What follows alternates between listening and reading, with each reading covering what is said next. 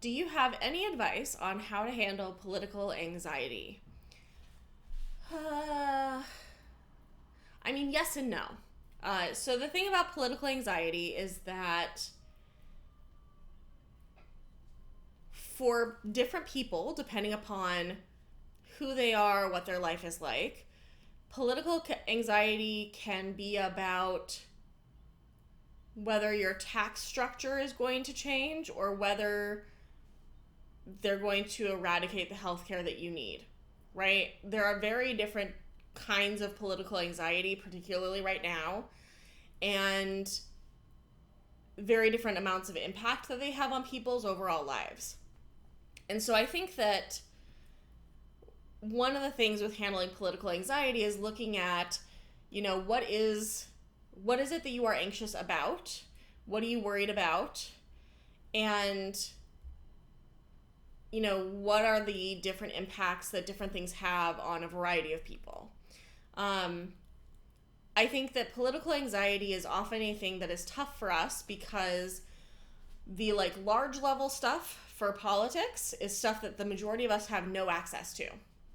Uh, and so it feels like a lot of hopelessness and powerlessness. Um, I think that part of the problem is that we often look at the big things, like the presidential race, and ignore the ways in which politics and the foundations of forward momentum in politics happens at a very local level. And so I think for a lot of people, one of the best things you can do with political anxiety is figure out a way to help out causes that are important to you. That could mean volunteering, that could mean finding a activist group that you want to be a part of, that not founding your own. Here's the thing, if you haven't already been doing a lot of activism and organizing work, don't start your own. You don't know how to do it. You don't have the skill set. Find someone else who has already been doing it and learn from them and be a part of their movement. I think a lot of people who have a political anxiety, they want to start out as leaders and fixing the problems. And you need to start out as a drone. You need to start out as a worker bee who does what you're told and goes where you're told to go and hands the things out and gets the signatures. That is the best way to actually get involved in these political systems, not as the person who changes the world, but as the person who does the work that needs to get done. I think also another thing with any anxiety is to look at what pieces of this can I plan for? Can I create an action plan around? What pieces of this are fully out of my control and I can't?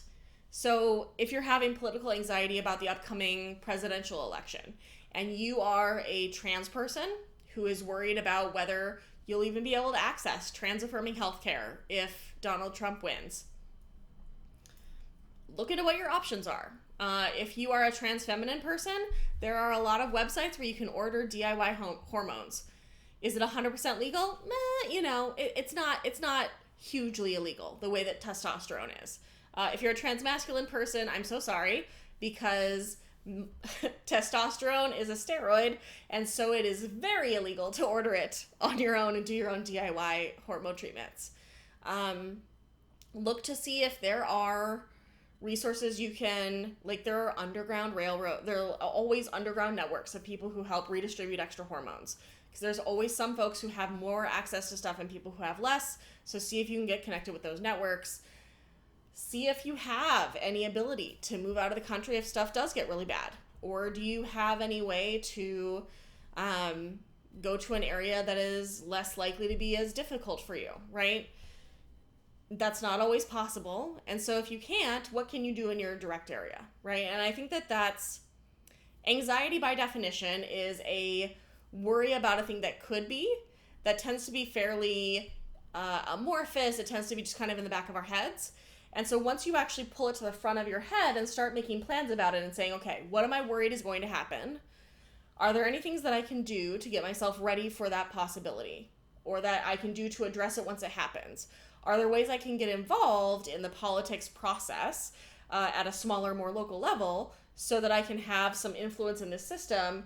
And then what are the things that I need to just grieve and let go of?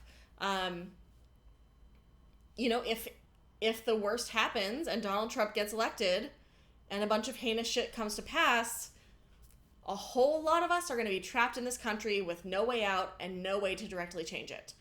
So then what do you want to do then? Do you want to be finding activist groups then, organizing groups? Do you want to be a part of groups that are about direct action against, terrible policies? What do you want to do if the worst happens? And again, get to that place of action planning instead of staying in that place of like, oh my God, it would be so bad, I could never deal with it. People live through a lot of things. People deal with a lot of things. Take that thought out of the back of your head, bring it to the front, and figure out what you actually need. What can you do? What do you have power over? Where is your control? What areas of powerlessness and helplessness do you need to acknowledge and surrender to and grieve your lack of ability to change them?